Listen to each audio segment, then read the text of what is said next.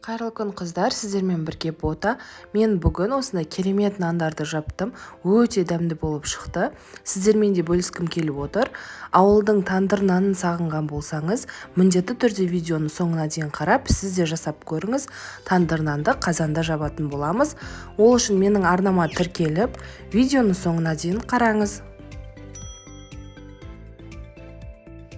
Ол үшін бізге 1 стакан салқын сүт керек болады, яғни 200 мл сүтіміздің үстіне 200 мл ыстық қайнаған су құйып, 1 ас қасық тұзымызды араластырып ертіп аламыз. Оның үстінен азырақ ұн саламыз 100 грамм шамасында, және де 1 шай қасықта ашытқы салып, жақсылап араластырып, жылы жерге бетін жауып 15 минутқа қойып қоямыз.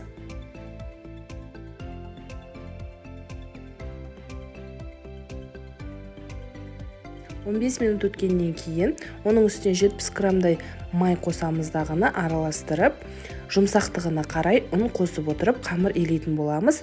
Қамырымыз қатты жұмсақ немесе қатты қатып қалуға да болмайды. Орташа қаттылықта қамыр ашытамыз.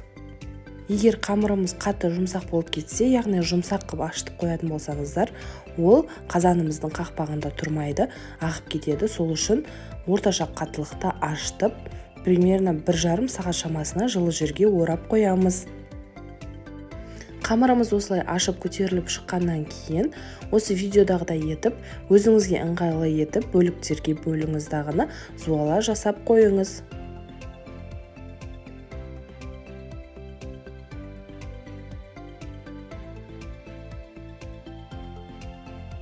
Бөліп алған зуалаларымыздың бірін алып, нан жасауға кірісеміз. Мен осылай ортасын жұқалатып, айнала шетін қалдырғанды жөн көрдім, себебі піскен кезде өте әдемі болып көрінеді. Сол үшін осындай формада жасадым. Сіз өзіңізге қалай ыңғайлы, солай жасауыңызға болады. Нанымыздың ортасын осылай нан шұқығышпен шұқып алуымыз керек, себебі ісіп, жаман көрініп қалады.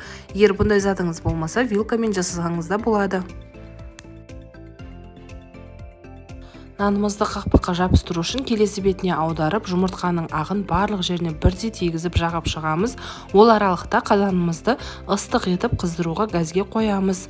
Қызып тұрған қақпаққа осы видеодағыдай етіп нанды жабыстырып, ортасы ісіп шығады. Іскен жерін міндетті түрде нан шұқығышпен немесе вилкамен шұқып алыңыздар, сонда әдемі болып көрінісін сақтайды. Енді қазанымызға қақпағын қайта жауып, 5 минутқа қоямыз. Нанымыз көтеріліп әдемі болып шыққан кезде қайтадан ашып, үстіне жұмыртқаның сарысын, егер ұнатсаңыз, күнжіт себуге болады.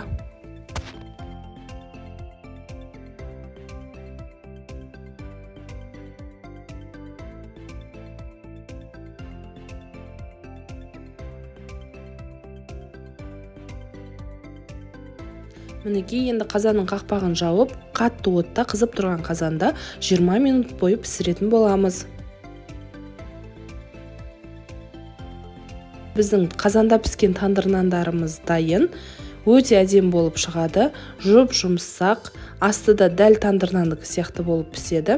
Міндетті түрде жасап көріңіздер қыздар. Сіздерге де отбасы мүшелеріңізге де ұнайды. Сіздермен бірге болған бота. Егер видео ұнаған болса, лайк басып комментарий жазуды ұмытпаңыздар.